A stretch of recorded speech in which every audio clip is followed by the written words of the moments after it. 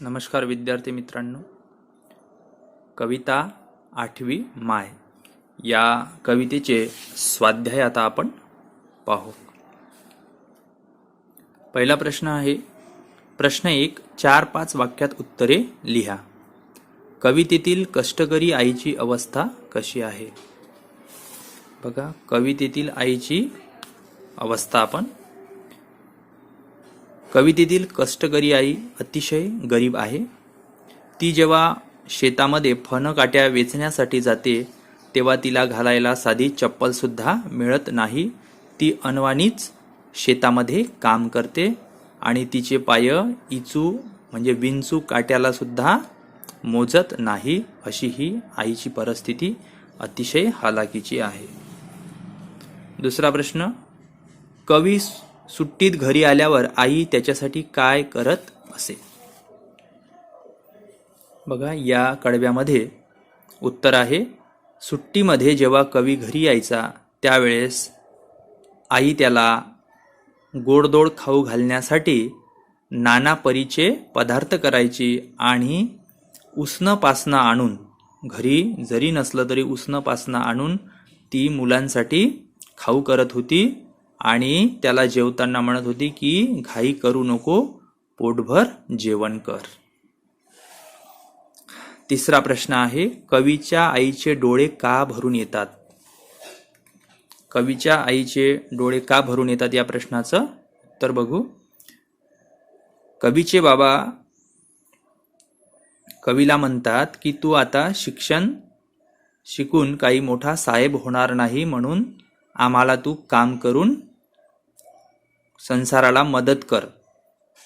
तेव्हा हे ऐकल्यावर कवीची आई कवीच्या वडिलांना म्हणते की तुम्ही या मुलाला काही भलतं सलतं सांगून त्याचे कान भरू नका, कारण त्याला शिकू द्या.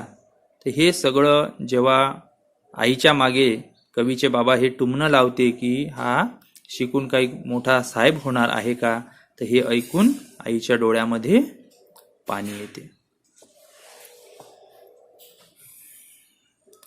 आईच्या पोटी पुन्हा जन्म घ्यावा असे कवीला का वाटते?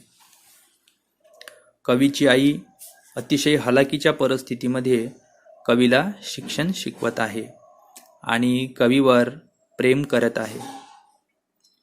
कवीची आई कवीला म्हणते की तू लवकर लग्न कर आणि मला सुनाला बघायचं आहे आणि दुधावरची साय म्हणजे माझ्या नातवाला सुद्धा बघायचं आहे, मी कधी बघणार, असा जेव्हा ती मुलाला प्रश्न विचारते तेव्हा कवीला असं वाटते की आपली आई आपल्यावर खूप प्रेम करते.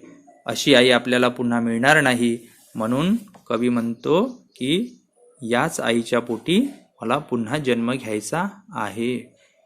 आईसाठी कवीला काय करावेसे वाटते? या प्रश्नाचं उत्तर बघू आपण. कवीला वाटते की आईला तिच्या जीवनामध्ये सुख द्यावं आणि पुन्हा याच आईच्या पोटी जन्म घ्यावा, तसेच या आईचे पाय घट्ट धरून बसावे असं कवीला वाटते. पुढचा प्रश्न आहे. प्रश्न 2. कोण कोणास व का म्हणाले? करू नको घाई म्हणे पोटभर खाय, असं कोण म्हणालं? आई कवीला म्हणाली. का म्हणाली? कारण खूप दिवसांनी कवी बाहेरगावला शिकत होता आणि खूप दिवसांनी तो घरी आला होता, म्हणून त्याच्यासाठी आईनं चांगले चांगले गोडधोड पदार्थ केले होते, म्हणून आई म्हणते की करू नको घाई, पोटभर खा. बस झालं शिक्षण याचं, घेऊ दे हाती रुमणं, असं कवीचे वडील कवीच्या आईला म्हणाले. आणि का म्हणाले याचं कारण आहे की हा शिकून साहेब होणार नाही, त्यामुळे याच्या शिक्षणाला काही किंमत नाही, म्हणून याच्या हाती रुमणं दिलं पाहिजे, असं कवीचे वडील म्हणतात. या डोयानं पाहीन रे मी दुधावरची साय, असं कोण म्हणते? आई कवीला म्हणाली. का म्हणाली? कारण कवीनं लग्न करावं आणि त्याच्या आईसाठी सून आणावी असं त्याच्या आईला वाटते, आणि दुधावरची साय म्हणजे तिला नातू सुद्धा पाहण्याची इच्छा आहे, म्हणून कवीची आई म्हणते की डोयानं पाहीन रे मी दुधावरची साय. ई प्रश्न. अन ठेवावे माय घट्ट धरून तुहे पाय.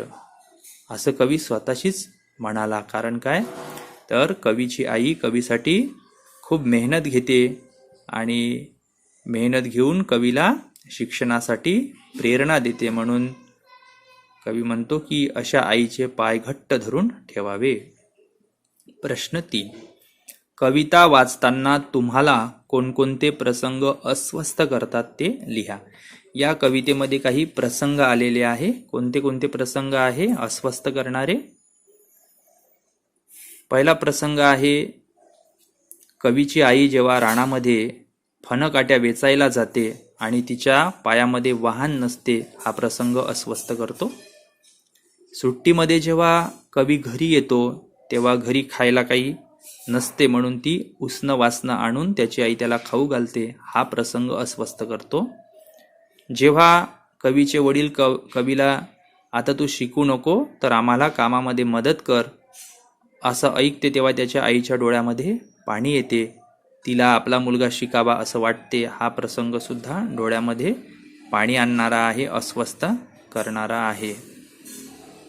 आणि जेव्हा त्याची आई म्हणते की मला एकदा दुधावरची साय, म्हणजे तुझा नातू, मला माझा नातू हवा आहे असं जेव्हा म्हणते, तेव्हा ती सुद्धा परिस्थिती आम्हाला अस्वस्थ करते.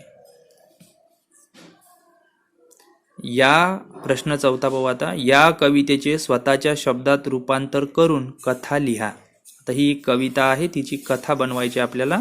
तुमच्या कथेला योग्य शीर्षक द्या. बघा, आता ही कविता आईबद्दल आहे, तर या कथेला आपण नाव देऊ शकतो माझी आई. आणि आता ही कथा आपण स्वतः सांगत आहोत, स्वतःच कवी आहो किंवा आपण स्वतःच पात्र आहो असं समजून ही कथा सांगायची आहे. बघा कथा कशी सांगता येईल. मी जेव्हा गोठ्यामध्ये हंबरणाऱ्या वासराला चाटताना गाय बघतो तेव्हा मला त्या गायीमध्ये माझी आई दिसते. माझी आई गरीब असल्यामुळे फणकाट्या वेचायला ती रानात जाते आणि तिला साध्या चपला पण मिळत नाही. माझ्या आईला रानामध्ये अनवाणी जाते तेव्हा विंचू आणि काट्याचं भीती वाटत नाही. मी जेव्हा सुट्टीमध्ये घरी येतो तेव्हा माझी आई उसनं पासनं आणून मला नाना पदार्थ खाऊ घालते आणि मला हट्ट करते की तू पोटभर जेवण कर. जेव्हा माझे वडील आईला म्हणतात की आता याचं शिक्षण आपण थांबवून देऊ आणि याला मजुरीला लावू, तेव्हा आई म्हणते की असं तुम्ही भलतं सलतं बोलू नका, त्याला शिक्षण घेऊ द्या. आणि आईच्या डोळ्यामध्ये पाणी येते. एकदा आई बोलता बोलता तिच्या डोळ्यात पाणी आलं आणि मला म्हणाली की तू लवकर लग्न कर आणि तुझी राणी मला बघायची आहे आणि लवकरच मला तुम्ही नातू पण द्या.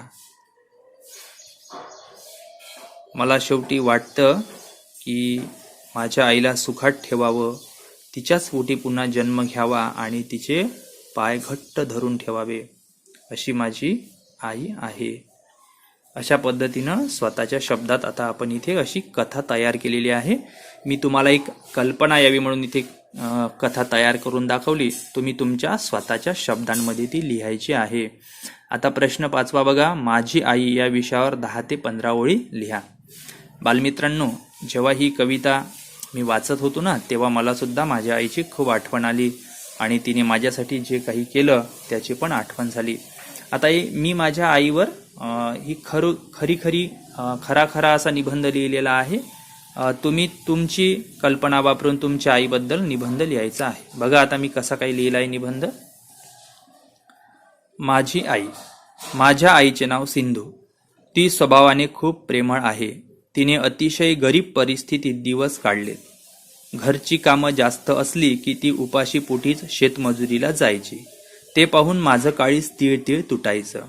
आई अडाणी असूनही आम्ही शिक्षण घ्यावं म्हणून ती जिद्दीने कष्ट करायची व आम्हा दोघा भावांना पुस्तकं घेण्यासाठी पैशांची कधीच कमतरता भासू द्यायची नाही. मला शिकवणाऱ्या कमलबाई आईला शाळेत बोलावून सांगायच्या की तुझी मुलं खूप हुशार आहेत, त्यांना शिकव, तुझी गरिबीची परिस्थिती तेच पालटतील. आमच्या दोघा भावांच्या शिक्षणासाठी तिनं घरच्या वस्तू विकल्या. मी डीएडला असताना तिनं तिचं प्रिय शेत 50,000 विकलं. केवळ माझ्या शिक्षणासाठी आज तिच्या प्रेरणेने व कष्टाने मी सरकारी शाळेत शिक्षक आहे व माझा भाऊ प्रमोद दिल्लीला एका मोठ्या कंपनीत इंजिनियर आहे. आम्ही दोघंही आता खूप यशस्वी आणि संपन्न सुखी जीवन जगत आहोत. याचे संपूर्ण श्रेय माझ्या आईच्या कष्टाला, संघर्षाला आणि तळमळीला जाते. आज ती सुखी जीवन जगत आहे. तिच्यासाठी काहीतरी करता आले याचे मला खूप समाधान वाटते. तर विद्यार्थी मित्रांनो, हे झालं माझ्या आईबद्दलचं मनोगत. आता तुम्ही सुद्धा असाच एक निबंध लिहायचा आहे.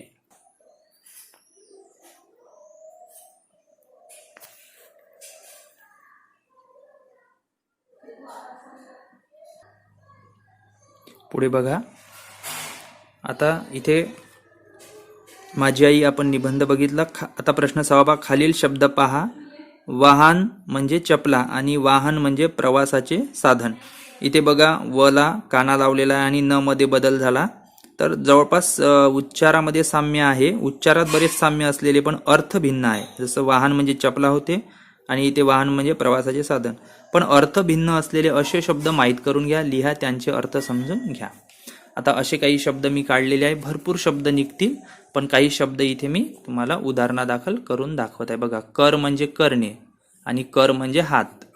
कमल म्हणजे एक फूल आहे आणि कमाल म्हणजे सर्वाधिक. उपस म्हणजे वर काढणे आणि उपास म्हणजे न जेवणे. अंबा म्हणजे देवी आणि आंबा म्हणजे एक फळ. अशा प्रकारे मराठीमध्ये खूप सारे शब्द आहेत, ते तुम्ही बघू शकता. आता खेळूया शब्दांशी. खालील शब्दांचे समानार्थी शब्द लिहा. माय म्हणजे आई, डोया म्हणजे डोळा, इचू म्हणजे विंचू आणि वाहन म्हणजे चपला. इथे घाई विरुद्धार्थी शब्द लिहायचे आहे. घाईच्या विरुद्ध सावकाश, अनेकदाच्या विरुद्ध एकदा, सुखच्या विरुद्ध शब्द दुःख आणि पोटभरच्या विरुद्ध उपाशी. आता पुढचा प्रश्न पहा. ई प्रश्न. गळ्याची आण घालणे, कान भरणे हे वाक्प्रचार या कवितेत आलेले आहेत. गळा व कान या अवयवांवरील वाक्प्रचार माहीत करून घ्या व त्यांची यादी तयार करा. पहा, आता आपण काही उदाहरणादाखल इथे असे मराठीमध्ये आणखी खूप सारे वाक्प्रचार आहेत जे गळ्यावर आणि कानावर आधारित आहे. इथे बघू आपण गळा या अवयवाबद्दल. गळा काढणे, गळा कापणे, गळा दाटणे, गळ्यातला ताईत, गळ्याशी येणे आणि गळ्यात पडणे. तसंच कान या अवयवावर आधारित वाक्प्रचार. कान फुंकणे, कान देणे, कान धरणे, कान टोचणे, कान उपटणे आणि कानाला खडा लावणे. अशा पद्धतीने हे आहे. ठीक आहे. आता पुढे बघू आपण. खालील वाक्यातील सर्वनामांना अधोरेखित करा. सर्वनाम म्हणजे तुम्हाला आम्हाला सगळ्यांना माहीत आहे. माहीत नसेल तर सांगतो. जो शब्द नामाबद्दल येतो, नामाऐवजी येतो, त्याला सर्वनाम म्हणतात. आता बघा, पहिला राधा म्हणाली, प्रशांत तू किती छान गाणे गातोस. तर प्रशांतसाठी कोणता शब्द आलेला आहे? तू. हा झाला सर्वनाम. ती माझी बहीण आहे, याच्यात ती सर्वनाम आहे. कोणी कोणाशी भांडू नये, इथे कोणी हा सर्वनाम आहे. ज्याला बाहेर फिरायला जायचे आहे त्याला मी घेऊन जाईल, यामध्ये ज्याला आणि त्याला हे 2 सर्वनाम आहे. 5वं, मला कोणी काही विचारू नये, इथे मला आणि कोणी हे 2 सर्वनाम आहे. 6वं, सदा माधवच्या बाबांना म्हणाला, हा मला त्रास देतो. हा, इथे त्याला मी समजावून सांगितले पण तो त्याचेच खरे करतो, याच्यामध्ये त्याला, मी, तो, त्याचे हे सर्व सर्वनाम आहेत.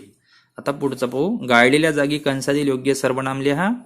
इथे बघा, उत्तर लिहिताना हे एक एक सर्वनाम लावून बघायचं. जसं हा वह्या मुलांना द्या, हे बरोबर वाटत नाही. ही वह्या, ही बरोबर, म्हणजे ह्या वह्या, इथे ह्या. त्याला कोणते आवडते, कोणी आवडते हे येत नाही, तर त्याला काय आवडते, इथे काय. 3रं, आकाश कंदील बनवले, तू आकाश कंदील बनवले. आम्ही, इथे आम्ही शब्द बरोबर वाटतो म्हणून आकाश कंदील, आम्ही आकाश कंदील बनवले. इथे मी स्वतः स्वयंपाकघर स्वच्छ केले, इथे इथे स्वतः. 5वं, त्याने काही सांगितले नाही, इथे शब्द येते कोणाला. त्याने कोणाला काही सांगितले नाही. पुढे बघू आपण. इथे चित्र दाखवल्यावर खालील चित्र पाहून रिकाम्या जागी योग्य पुरुषवाचक सर्वनाम लिहा. तो आज पतंग उडवणार आहे, इथे तो येते. ती पतंग छान उडवते. मैदानावर मी पतंग घेऊन गेलो. आपण पतंग उडवूया. पतंग उडवण्यात ते तरबेज आहेत. आता खाली शेवटचा हा प्रश्न आहे. खाली दिलेल्या सर्वनामांचा उपयोग करून वाक्य लिहा. आता इथे सर्वनाम दिलेले आहे, त्याचे वाक्य बनवायचे आहे. काही वाक्य मी मडवून दाखवलेले आहे. तुम्ही तुमच्या मनाने पण आणखी वेगळे वाक्य बनवू शकता. जसं कोण, कोण गाणार आहे. हे काय आहे. ती सुंदर दिसते. काय हवं तुला. कोणाचा हेवा करू नये. ही खेळात तरबेज आहे. अशा पद्धतीने बालमित्रांनो इथे स्वाध्याय संपलेला आहे. आणखी वेगवेगळ्या पाठांचे, कवितांचे स्वाध्याय आणि धड्याचं स्पष्टीकरण मिळवण्यासाठी माझं हे यूट्यूब चॅनल आपण सर्वांनी सबस्क्राईब करावं आणि आपल्या मित्रांना हा व्हिडिओ शेअर करावा. हे स्वाध्यायाचा व्हिडिओ आपल्याला कसा वाटला त्याबद्दल कमेंट करून सांगा. हा व्हिडिओ बघितल्याबद्दल आपणा सर्वांचे खूप खूप धन्यवाद. आणि हो, हे यूट्यूब चॅनल सबस्क्राईब करायला विसरू नका. धन्यवाद.